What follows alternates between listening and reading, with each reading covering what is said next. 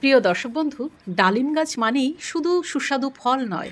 আপনার বাড়ির ডালিম গাছের যে পাতাগুলোর দিকে আপনি ফিরেও তাকাচ্ছেন না, সেই পাতারও রয়েছে বেশ কিছু গুরুত্বপূর্ণ গুণ। আজকের ভিডিওতে ডালিম পাতার এমন কিছু গুণাগুণ নিয়ে বলবো, যা শুনলে আপনি কিন্তু আপনার ছোটোখাটো অনেক সমস্যার সমাধান পেয়ে যাবেন। তাহলে ডালিম পাতায় কি কি উপকার আছে আর কীভাবেই বা ব্যবহার করা যায়, এবং কারা ডালিম পাতা একেবারেই নিজে ইচ্ছে হলেই খেতে পারবেন না, আজকের ভিডিওতে একে একে সব কিছু জানাবো।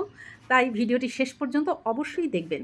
ডালিম অর্থাৎ পুনিকা গ্রানেটাম এই গাছের পাতায় বিভিন্ন ধরনের পলিফেনল, ফ্ল্যাভোনয়েড ও ট্যানিন জাতীয় বায়ো অ্যাক্টিভ কম্পাউন্ডস পাওয়া গেছে। আর গবেষণায় ডালিম পাতার অ্যান্টিঅক্সিডেন্ট ও অ্যান্টিমাইক্রোবিয়াল প্রপার্টিসের সম্ভাবনা দেখা গেছে। তবে মনে রাখতে হবে যে পাতার উপকারিতা নিয়ে মানুষের ওপর পর্যাপ্ত ক্লিনিক্যাল রিসার্চ কিন্তু এখনও হয়নি। প্রথমেই বলি হজমের কথা। প্রচলিত ব্যবহারে ডালিম পাতার চা বা পাতার নির্যাস বদহজম এবং পেটের কিছু সমস্যায় ব্যবহার করা হয়। তবে এটাকে একদম হজমের সমস্যার নিশ্চিত চিকিৎসা হিসাবে না দেখে যদি আপনারা সহায়ক হিসাবে দেখতে পারেন তাহলেই ভালো।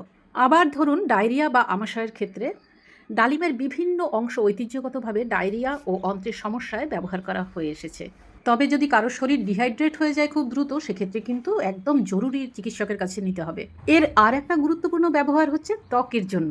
আসলে ডালিম পাতার মধ্যে থাকা কিছু বায়োঅ্যাক্টিভ কম্পাউন্ডের অ্যান্টিঅক্সিডেন্ট ও অ্যান্টিমাইক্রোবিয়াল অ্যাক্টিভিটি গবেষণায় দেখা গেছে। তাই লোকজ ব্যবহারে পাতার পেস্ট ত্বকের কিছু সমস্যায় ব্যবহার করা হয়ে থাকে। এছাড়াও ব্যবহার করা হয়ে থাকে চুলকানি বা ত্বকের অস্বস্তিতে। এই ডালিম পাতার কিছু নির্যাসের অ্যান্টি ইনফ্লেমেটরি ও অ্যান্টি মাইক্রোবিয়াল পোটেনশিয়াল নিয়ে গবেষণা হয়েছে। তাই ঐতিহ্যগতভাবে পাতার পেস্ট ত্বকের কিছু অস্বস্তি বা চুলকানিতে ব্যবহার করা হয়ে থাকে। কিন্তু পাশাপাশি এটাও মনে রাখতে হবে যে ত্বকের যদি গুরুতর সমস্যা হয় বা সংক্রমণ বা দীর্ঘদিনের একেবারে চর্মরোগ, তাহলে অবশ্যই চিকিৎসকের পরামর্শ নেবেন। আমি ডালিম গাছের পাতা তুলছি। অবাক হবেন, এই ডালিম পাতায় বিভিন্ন ফেনোলিক কম্পাউন্ড পাওয়া গেছে, যেগুলো অ্যান্টিঅক্সিডেন্ট অ্যাক্টিভিটি গবেষণায় দেখা গেছে। অর্থাৎ শরীরের অক্সিডেটিভ স্ট্রেসের বিরুদ্ধে কাজ করারও সম্ভাবনা রয়েছে এই পাতার। ডালিম পাতার রস বিভিন্ন জীবাণুর বিরুদ্ধে লড়তে সক্ষম। অনেকের দেখবেন নখকুনি হয় জল ঘাটতে ঘাটতে, তারা যদি ডালিম পাতার রস ব্যবহার করতে পারেন তাহলে কিন্তু উপশম পাবেন। এখন তো দেখা যায় যে অনেকেরই ঘুমের সমস্যা হয়। অনেক জায়গায় ডালিম পাতার চা ঘুমের জন্য ব্যবহার করার কথা বলা হয়। কিন্তু অনিদ্রা দূর করার ক্ষেত্রে ডালিম পাতার কার্যকারিতার শক্ত মানব গবেষণা এখনও কিন্তু যথেষ্ট নয়। তাই আপনার ঘুম না হলে একেবারেই সম্পূর্ণভাবে আপনি ডালিম পাতার রসের উপর নির্ভর করতে পারেন না, কারণ খুঁজে বার করতে হবে আগে।